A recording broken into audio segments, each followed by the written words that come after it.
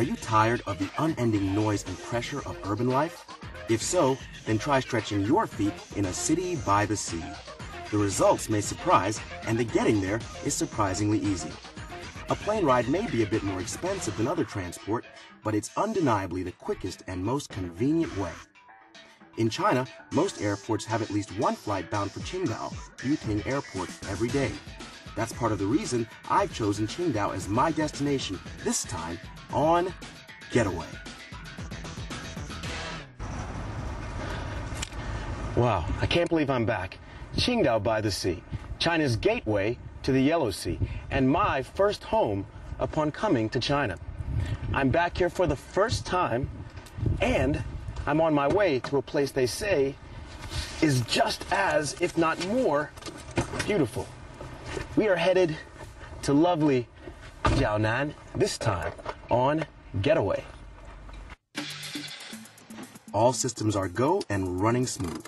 I hopped off my flight and into this Ford Maverick, headed for the high ground and cool seas of Shandong's Qingdao. The town of Jiaonan sits on the yellow seaboard just west of Qingdao proper. It is a place that is not only home of China's mysterious Langya culture, but also home to some of the most spectacular beachfront palisades anywhere on the planet. Langya's early inhabitants first came to the area around 6,000 years ago. The total drive from Qingdao's airport to Jiaonan was about 120 kilometers via the Jiaozhou Bay and Tongshan highways. Coming up next, stand face to face with China's first emperor and trace the inspired words of poets atop mountain high, while riding dragons onto beachheads. With me, Da Long, this time on Getaway. It goes without saying, a city with some 6,000 years of history has got to be full of color, culture, and mystery. My first adventure stop was an ancient seaside resort 26 kilometers southwest of Jiaonan called Langya Terrace. The terrace was built by ancients using densely compacted soil found atop Langya's towering mountain by the sea. Qin Shi Huang, China's first emperor, walked this very path on 3 occasions. Today, I will walk this path and feel the power and depth of Langya's ancient living past. Well, it's not often you get woken up in the morning by this many beautiful women dressed this colorfully. But there's a reason why they're doing this that I'm going to explore on this, my first stop on my Jiaonan getaway.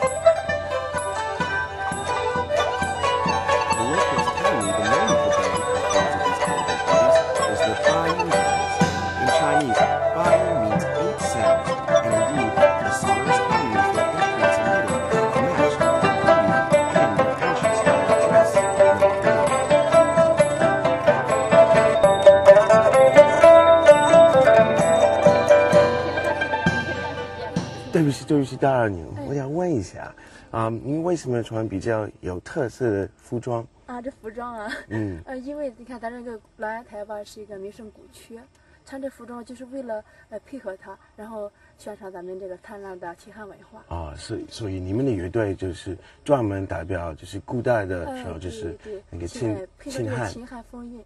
我不要打扰你们，你们继续，我进去看一下。Okay? I'm gonna go in and take a look and leave these lovely young ladies to play some more of their beautiful music. 好，谢谢你们。Bye bye. Bye bye. See you. Okay.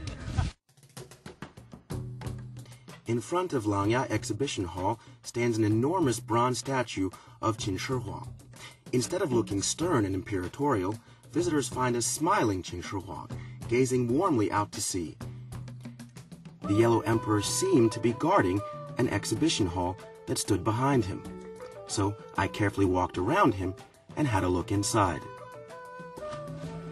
Wow. People often say that folk art is the most precious because it's the most authentic. And if that's the case, then this particular drawing is certainly priceless. Why?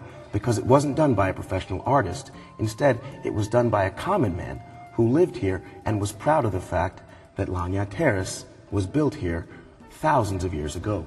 Now, he never actually saw Langya Terrace because he was born nearly a millennia after its creation, but he saw a writing that described Langya Terrace, and from that writing, he created this beautiful rendition. Now, the rendition of Langya Terrace is behind me, and I'm going to go check that out right now. Take a short walk outside the main exhibition hall, and you'll find a courtyard containing poetic inscriptions written by some of China's most famous men of letters. Men like Li Bai, Bai Juyi, and Su Shi, along with a host of others.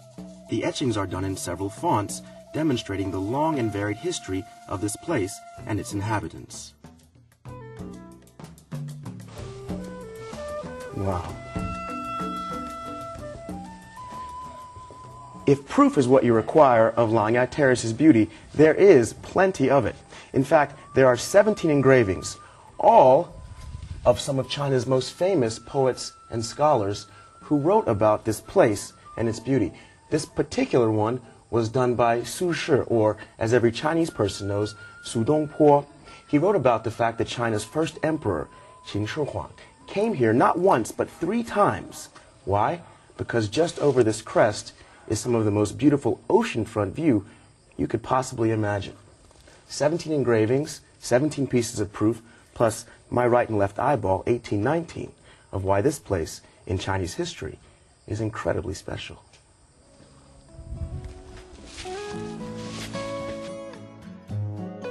The exhibition hall has a unique and special architectural structure. The black tile and red pillars, the clinker-built roof, verdant and lush grass have all contributed to a sense of simplicity as well as grandness. The dignified and placid style reflects its roots in Qin and Han Dynasty stylization. The main hall of the Imperial Palace has 2 floors.